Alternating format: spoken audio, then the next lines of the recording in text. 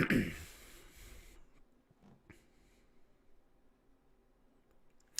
going on, Jeromes? We are back. Happy Wednesday. Happy hump day out there to those who celebrate. Daily Jeromes live stream Monday through Thursday, 11 a.m. Central Time-ish. Starting a couple minutes early. What can you do? Thanks for coming along. Making us part of your day. Woo! Let's get this thing going. N. Sharab. Not a question, but instead of video idea, you should rank the last 10 Vikings draft classes from best to worst. We would consider it. After the season, there's one guy I miss more than everyone else, prime Marcus Sherrills. Instead of thinking of a punt return touchdown, now I'm hoping they just don't up. But, well, people got so turned off by what happened in the divisional round against the Niners. So I think that's one of the big reasons. Because Marcus Sherrills, he was open to coming back. It was so weird. Like, Thomason would report, Marcus Sherrills is in shape and he's good to go right after the Vikings had special teams disasters over and over. But, yeah, I don't think they're going to run it back. Stanley Maros. I'm curious because the Vikings could go a number of ways in the first round this year. What picks would you deem successful, and what picks at 14 would you deem a failure? Well, I think failure is a little bit harsh. I think that there are certain picks that the Vikings would have left some value on the table. Elijah Vera Tucker is one. Christian Barmore's one to a degree. But there isn't a single player that I would be extremely upset about if the Vikings just stuck and picked at 14. I know that everyone and their mom expects Rousseau there at 14. I'm a little less bullish on Rousseau than a lot of people are. But I don't know, Mac Jones at 14, I guess that's definitely just sort of lighting value on fire, even though I do like Mac Jones, just not at 14. Yeah, so there, unless the Vikings pull a Raiders Damon Arnett or Jonathan Abrams, I guess who would it be? I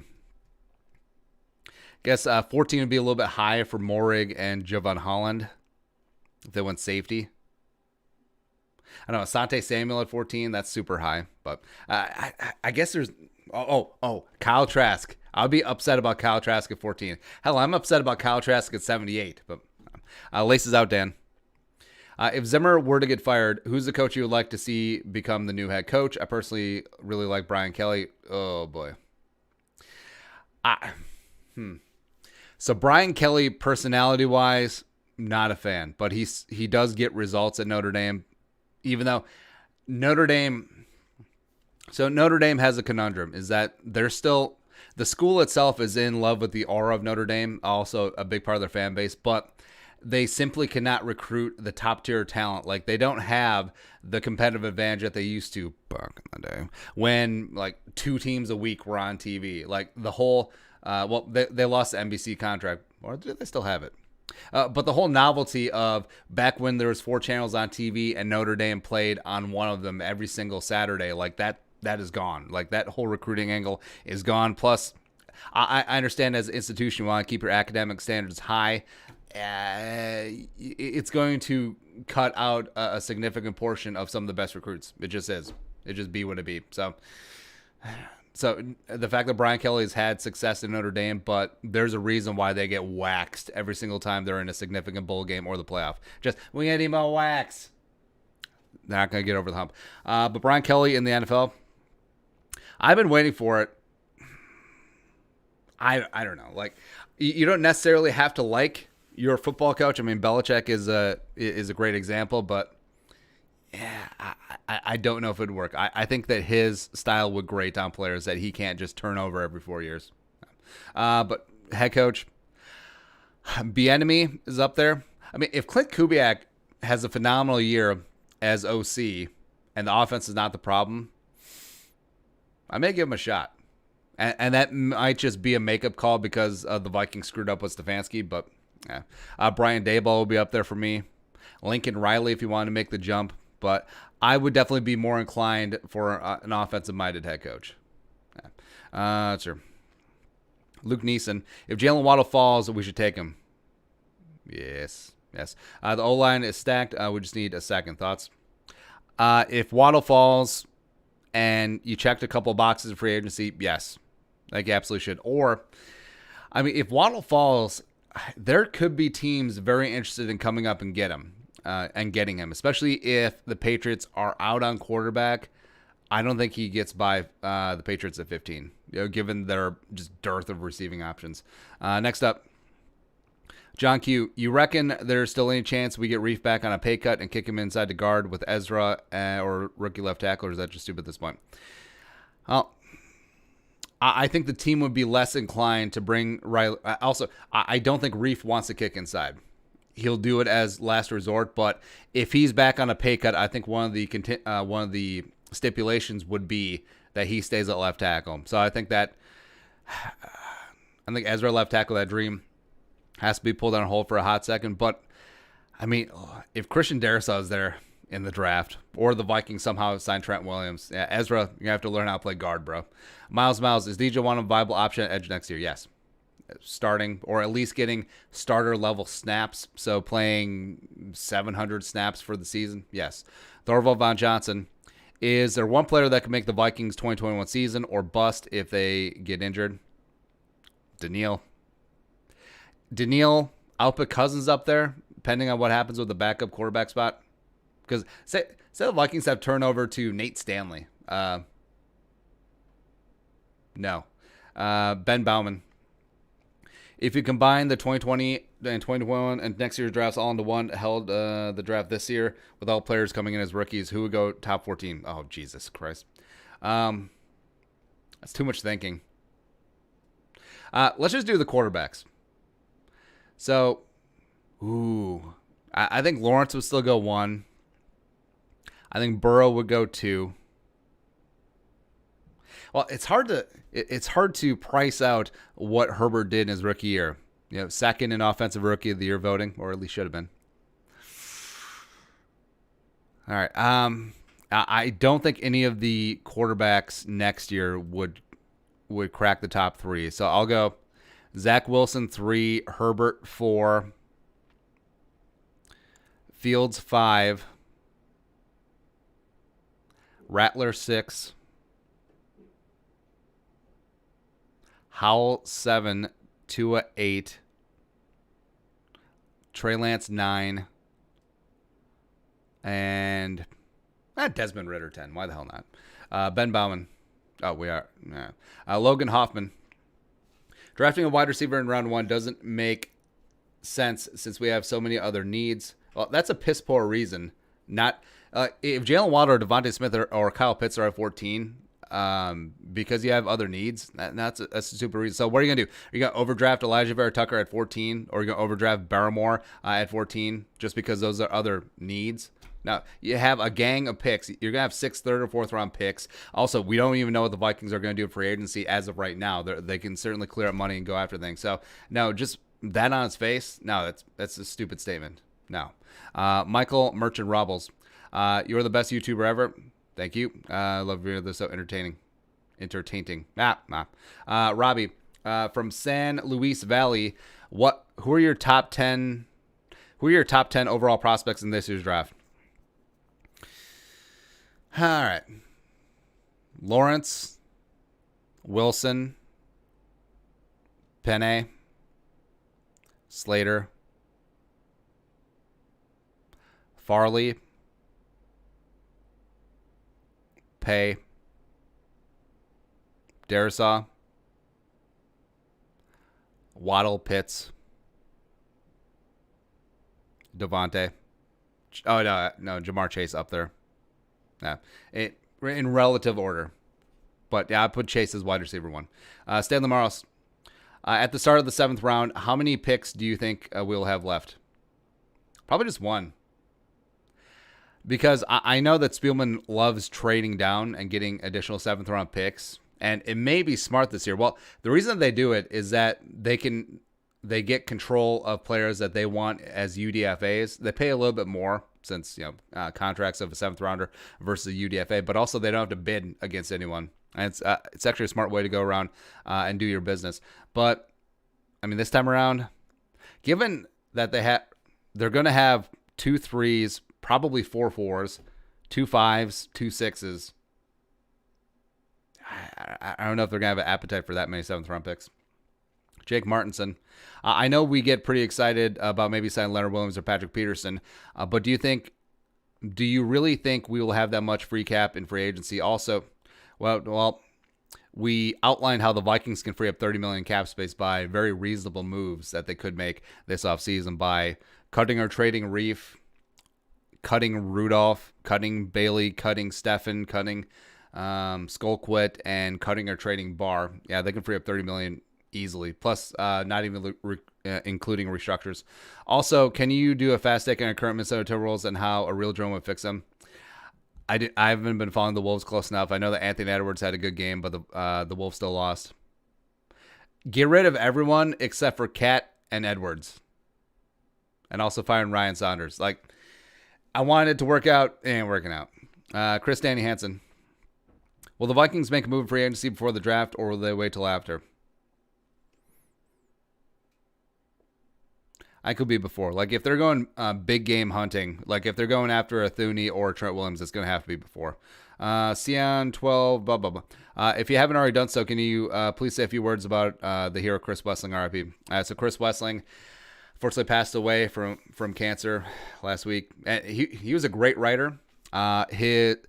Look up his piece on the Bill Walsh when in Cincinnati, where instead of the West Coast offense, it should have been the Cincinnati River offense or River offense or something like that. He was a great writer, and he made you think about more than just football, if that makes sense. Where Wes was definitely a student of life, and he enjoyed it to the fullest. And it's just really a sad day.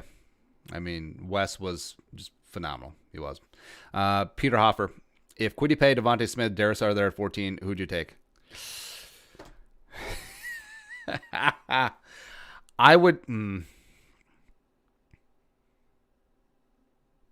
It's actually extremely close. Like, well, if you had to stick and pick, this would be a clear trade down spot.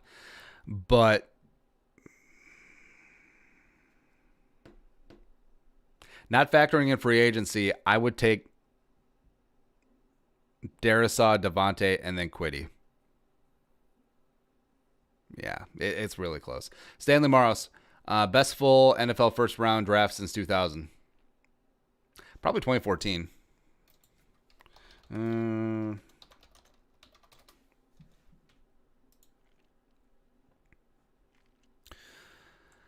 Let's see, 2014. So, yeah, Clowney, you got Mack, Matthews, Evans, Bar, Ebron, Aaron Donald's in that draft. Zach Martin's in that draft. That sort of trails off. Oh, hey, Teddy. So 2011 is pretty close, though. All right, so you got Pete Cam, who was NFL MVP. You got Vaughn. Darius was okay. AJ Green was a stud. Patrick Peters. Actually, yeah, 2011. Tyron, JJ. Quinn Pouncey, Kerrigan. Ryan Kerrigan has been extremely underrated for a long time. Also, Cameron Jordan's sneaky old. He is. Mo, Hayward. Yeah, 2011 was a solid draft. Let's just glance at 2012 just for schnitz and giggles. 2013 was probably the worst. 2012. Actually, never mind. Yeah. I forgot. We made the point that the 2012 draft. Well, since Tannehill's turned things around, it used to be the top 8 were just abysmal, but top 7. So Luck retired, RG3 bust, Trent Richardson no, Matt Khalil no, Blackman suspended forever, Mo Claiborne no, Mark Barron no. I mean, how'd you like that for your top 7? Just yikes. And then you have a run of decent players. Tannehill's turned things around. Luke Kuechly's going to be a first ballot Hall of Famer. Stephon Gilmore's a stud. Dontari Poe for show was decent for a hot second. Fletcher Cox, extremely underrated. So, yeah. Oh, and then you got Michael Floyd. Great. Let's see. Let's look at 2013. Just make sure that our 2013 was the worst. Wasn't overwrought. But yeah, how would you like to be the Chiefs where you come off that horrible season? I think they're 2-14, and there's no quarterback at the top of the draft, and you end up taking Eric Fisher, who is fine. He's not number 1 overall pick. Good. No. Let's see. Jokel, Deion Jordan. I just combine Jokel and Jordan. Jukel. Lane Johnson's solid. Ziggy Ansah burned out hot and bright and then just crashed. Kiki, no. Cooper. Oh, man, this actually might be worse than 2012. Actually, it straight up is. I mean, when the best player outside of Lane Johnson in your top 13 is Sheldon Richardson, that's rough. That's rough, man. Kyle Long's already retired. I mean, Eifert, no. Trufant's done. Xavier, no. I mean, well, Nuke. They finally found some gold at the end of it. Frederick's retired for health reasons. Cordero's whatever. Wow. This is rough. This is really, really rough. Hey, let's know where you're watching from. We'll give a couple shout-outs. Ben Cornick. You should do more reaction videos. Also, you should react to JJ and Destroying doing one-on-ones. Yeah, we got the video on that. We've been sort of waiting on it. No, because we're lazy. But, yeah. We did the reaction video of the John Randall practice. We're talking about practice, man. That was fun. Connor May, I honestly hope the Vikings go after Thuney. It's one less thing to worry about in the draft. It's true. Then just set it and forget it, left guard for the next 5 years, and let's go on with the rest of our lives. Flight reacts. Thoughts on Alabama wide receiver John Amechi? Where do you think he'll be drafted? That's a good question. I have no opinion on him. I have none. I have no opinion. Next up is Michael Merchant Robles. If Trevor Lawrence tore his ACL, would he still go 1? Yeah, because, I mean, this isn't the dark ages anymore. Like, this isn't Gale Sayers having a knee injury and his career being over. Like, no, even if he tore his ACL today, like, walking out of his shoulder surgery, he slips, the hospital's going to get sued, and he slips on a wet spot, and then he tears his ACL, he'd still go 1. Yeah. Next up, a couple shouts. Ira Coffin, Fayetteville. What up? Purple Rain, Wausau, Wisconsin. Westworld. Oh, yeah, Cordero's a running back now. Anthony Trevino, Texas. Stay warm. Stormtrooper, Skull from Hanover. What up? It's Bryant, Skull from Minnesota. What's going on? Guys, thanks for coming along. You guys are the best. Next up, Madden Mobile Sinsel. What if the Patriots tag and trade Joe Thuney and package Gilmore 4th rounder to the Vikings for Justin Freaking Jefferson? No. Steven Lotz. I really hate when some NFL players die or celebrity dies and then everyone pretends they're fans from day one. No. Yeah, it does. How do we put this? Where it does turn into a bit of King of the Mountain on who can say that they loved and honored this person the most. It does turn into that. Like, if you like and respect someone's work, let them know while they're alive. But yeah, sometimes it does hit like super hard. It does. Ben Bauman, with such a young secondary and Harris leaving, do you think we should be more concerned with our second safety slot? Well, the safety class is weird because, like we talked about, it's like 2 at the top. So Morig, 2 at the top, except Morig is clearly 1. Javon Holland is a nice number 2, and then there's a bit of a gap, and then it's sort of dealer's choice of Paris Ford or Cisco or Washington. Or this entire glut of safety class. Yeah. Oh no, Richie Grant would be in like the second tier. Yeah. I mean, there's gonna be a lot of really good Gillespie in there. There's gonna be a lot of really good safeties that are taking rounds 3 and 4. I think the Vikings are actually uniquely set up where there's gonna be a nice bubble from, say, pick 60 to like 110. In between those 50 picks, where there's going to be just a ton of value. A lot of really good interior offensive linemen, a lot of good defensive tackles, good edge guys, good safeties, and good wide receivers as well. And the Vikings being set up, I mean, they're in a good spot. Let's hear. Abza Abdi, if Lawrence and Fields didn't enter the draft, who'd be the number 1 overall pick? Wilson. Yeah, pretty clearly. Nick Kuzis. Should the Vikings sign Chase Vinatieri? Couldn't hurt, right? I'm guessing that's it could be the son. Actually, is that the son or is it the brother?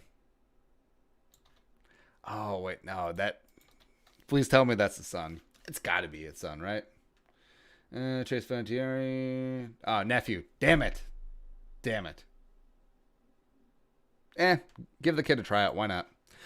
Next up is Tommy Johnson. Hot take. Oli Udo should be starting right guard. So we've thought about that where if you're going to keep Ezra at guard, left guard makes more sense than right guard. And Oli on that right side, interior. Because remember, after Samia got hurt, they were splitting reps between Ezra and Oli at right guard. So, I mean, they were having the facade of competition. I still think he was going to go to Ezra either way, but they felt okay with Oli at right guard. So I think they should seriously consider that. Pulford Skull. It's game week for the NDSU Bison. Season starts Sunday at 14:30, 2:30. We got the football back, baby. Watch her now. Is it going to be on TV? I don't know. Thoughts on Quincy Patterson? Second reminds me of Dante Culpepper. I have no thoughts on him. I have none. But no, it's cool that the Missouri Valley Conference is getting after it. Luke Neeson. My favorite in the draft is Quiddy. You? I've really gone in hard on Christian Darrisaw. I feel like there is a market inefficiency, and it might just be because Slater and Penny Sewell are there. But, I mean, Darrisaw's a stud, man. And he's going to be potentially available in the teens. Let's go. Nick Kuzis. If you could pick one current NBA player to play for the Vikings, who would it be and why? I've always thought that Russell Westbrook would have been a phenomenal NFL player. And not just a wide receiver, because, NBA player, got the height, got the speed. Like, it would be easy to say, like, they'll transition to a wide receiver for sure.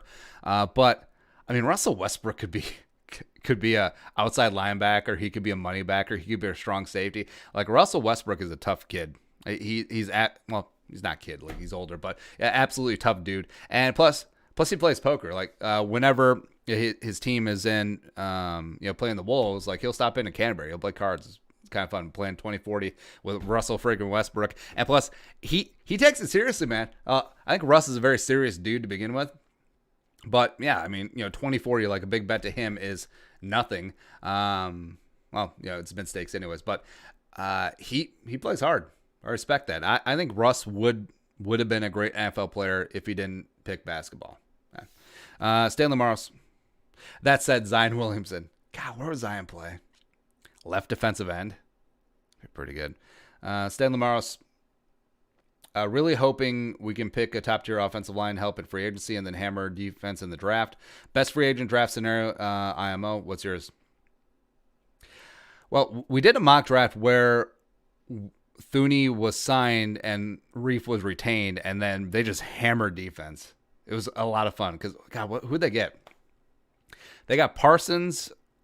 We traded back into the first for Barmore, and I think we got Elijah Molden. I mean, that's sexy.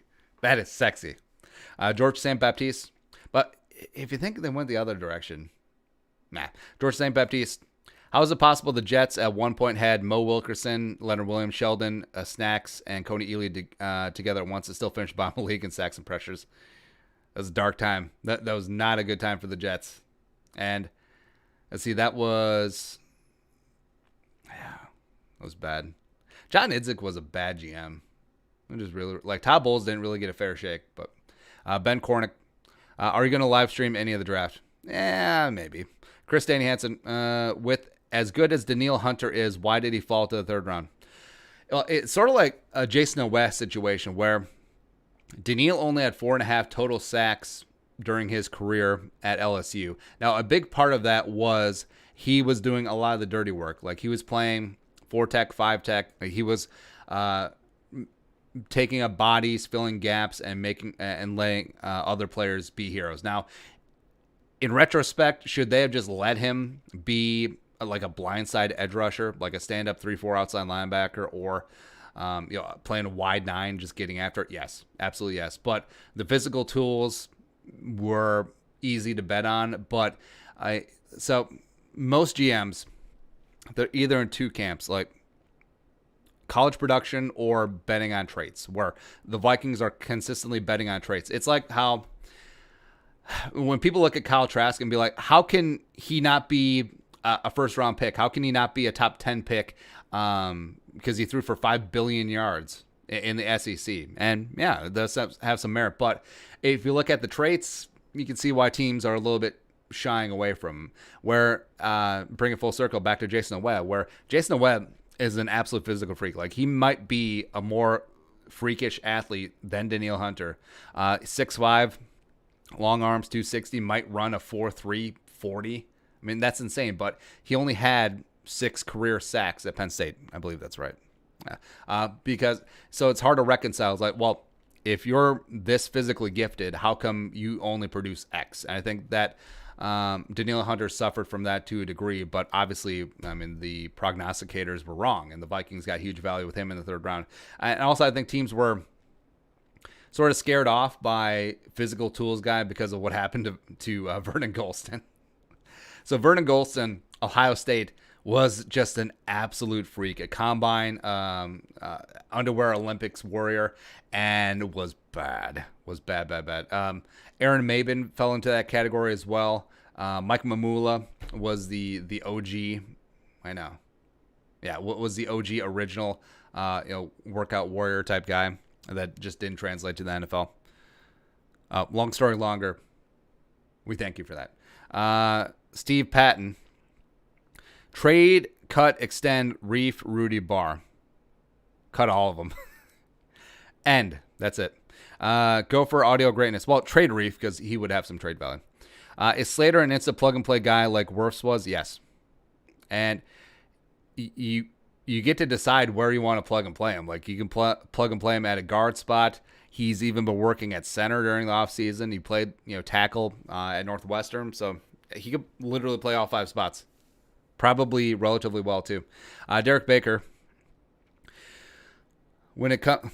Oh, boy. This is going to be a long one.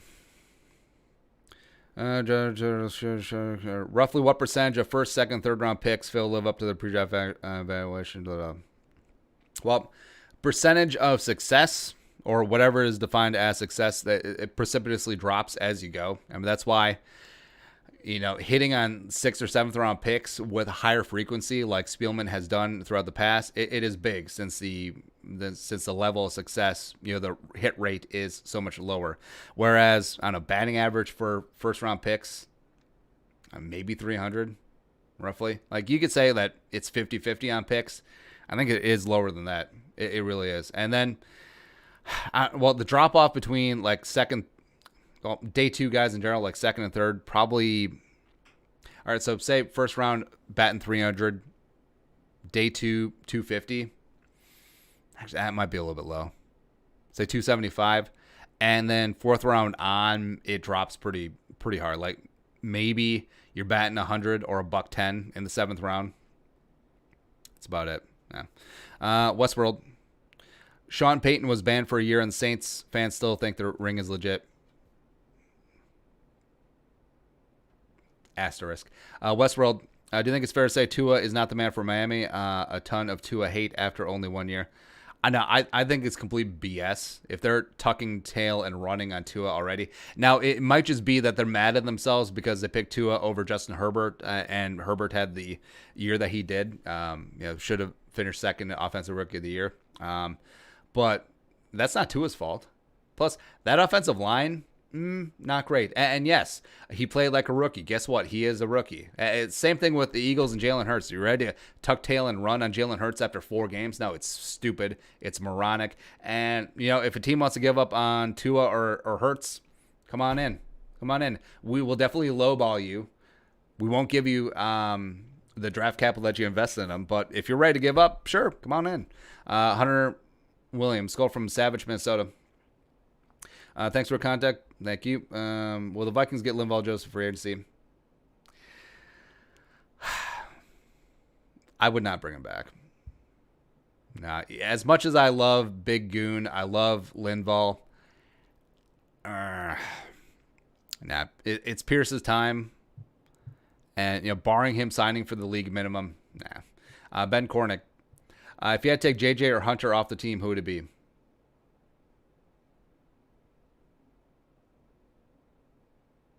Yeah.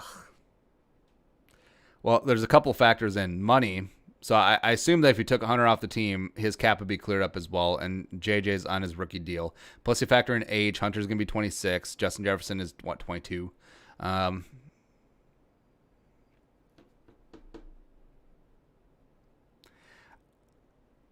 would take Hunter off and then throw the money at Trent Williams.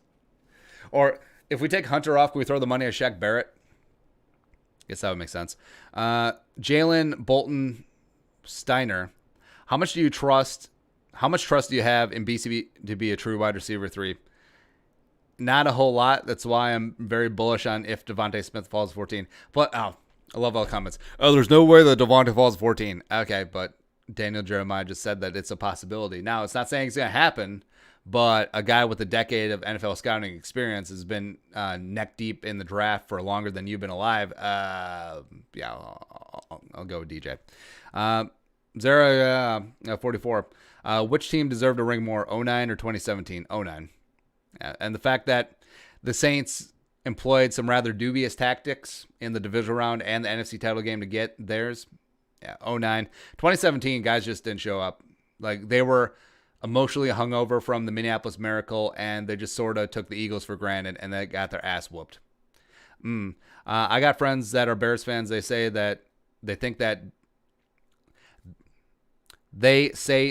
think Danny Trevathan and Buster Screen and a second for Deshaun Watson is a reasonable trade. Typical Bears fans. Now, that's not even close. Like, if you want the Texans to take Trevathan and Buster Screen, you might have to give them actual draft capital.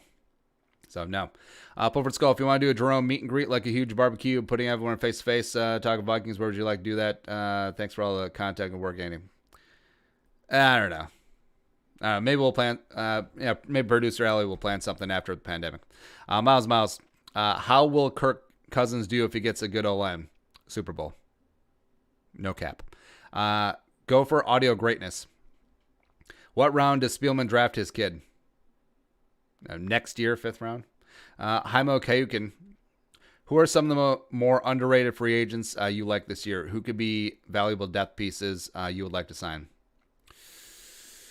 All right, so wide receiver, D.D. Westbrook. Guard. I really like Ethan Posich, man. I do. Like, he didn't fare too well the first 3 seasons, really got things together playing center this year, but Posich was a tackle coming in, so he could theoretically play all 5 spots. I would like him as a guard. Would fit in nicely in the scheme if we're still going for that. John Feliciano from the Bills. I just like his attitude, man. That's the U being the U. Defensive tackle. I would say Dalvin Tomlinson, except he's going to get paid a decent amount. Robertson Harris from the Bears, I like a lot. Even though the reasons I like him are the reasons why I don't like Gregory Rousseau, but RRH is a finished product at least. Shelby Harris from the Broncos. Edge rusher, DeMarcus Walker from the Broncos, I like. Tano Passano from the Chiefs is going to be cheap. Cornerback, I'm not really in on any of the cornerbacks. I'm just sort of whatever. Or the safeties, for that matter. Tristan Bailey, what type of quarterback do you prefer? A good one. I think that, everyone talks about arm strength, but accuracy is still number 1 for me. And a close second is pocket awareness, where everyone talks about you need a mobile quarterback. Not necessarily. Because like Justin Fields is extremely mobile, but does lack pocket awareness and pocket presence. Where if you look at a guy like Tom Brady, who's the most immobile quarterback in the NFL besides Nate Stanley, he has that pocket awareness where he can buy extra time by sliding, by stepping up, by sensing and feeling pressure. And like as good as the Bucs offensive line was lauded and graded this year, like Tom Brady improved them tenfold. He is like a quarterback that can actually sense pressure, evade it, and still keep the play alive while still looking downfield and not just looking to run, but looking to throw as plays are breaking down. That's monstrous. That is absolutely monstrous. So, pocket aware quarterback, if that's the thing. Ben Kornick. How many sacks will Hunter get week 1? 2.5. Stanley Morris. What would be the spirit animal for the following Vikings? Jesus. All sloths. Westworld, is Devontae Adams overrated or underrated? Overrated. Like, he's good, but, the hero worship that he gets from the media, no. Bow to Bob. What makes Mike Zimmer third down defense so good? Well, it was good because the first and second down defense was so good. So when you had peak Linval in 2017, moving back that line of scrimmage, the Vikings were able. Well, there's a big difference in the conversion rate between 3rd and 4 and 3rd and 8, right? And the Vikings' third down defense is so good is because they'll get the opposing offenses in more 3rd and long situations, and you're able to bring heat. That's when the double A gap look was in vogue, and it still is in vogue. Is that you don't know who is going to be blitzing? Like, is it going to be one of the A gap guys who's going to be dropping? The Vikings did implement a little bit more zone blitz looks on third down this year. I think that was more of the Dom Capers influence. So Zimmer is definitely starting to change things up a little bit, and it worked at times. Like, the Vikings' third down defense made non-linear progression throughout the season. They're really starting to get things together. But yeah, I think the key is just you're going to have a good third down defense if they are facing longer third downs. I mean, that's as simple as it is. It's nothing fancy. You don't have to have these fancy ass blitzes. Like, a lot of times the Vikings got off the field on third down this year when it was 3rd and 7, 8, 9, 10, and they just sat in coverage. When Kendricks was healthy, they just sat in their Tampa 2 shell, and that was it. They didn't do anything fancy. Doesn't have to be reinventing the wheel. Mike Wigg. Have Ponder back at Vikings quarterback or Sam Bradford? I'll put Sling and Sammy Bradford out there, even though his knees are dead. Ira Coffin, Duck Duck Gray Duck or Duck Duck Goose? It's Gray Duck, Minnesota. Where would Joe Burrow, with the same season last year at LSU, go in this year's draft? It's a toss-up. I would say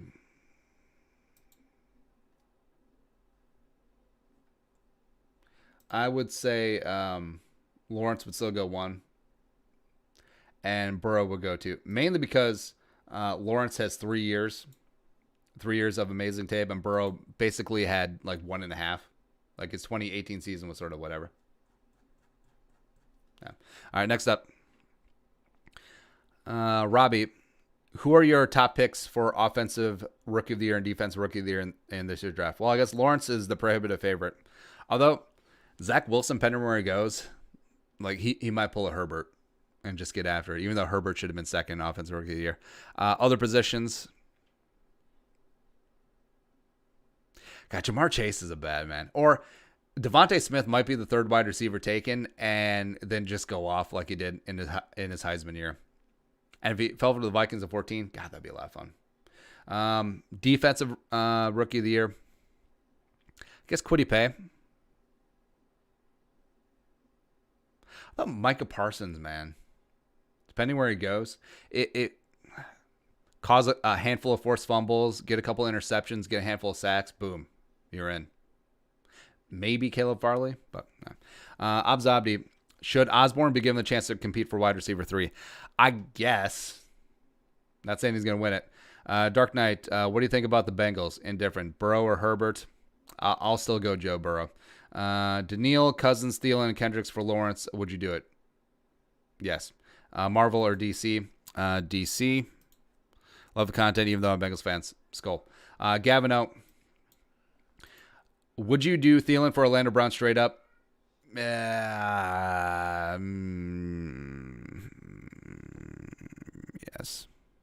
It hurts to say, but yes, I would. That's it. That's the Daily Jeromes live stream for Wednesday. You guys are the best. Thanks for coming along. Subscribe for daily Vikings takes. You know what to do. We'll be back tomorrow. Skull, Production Fire.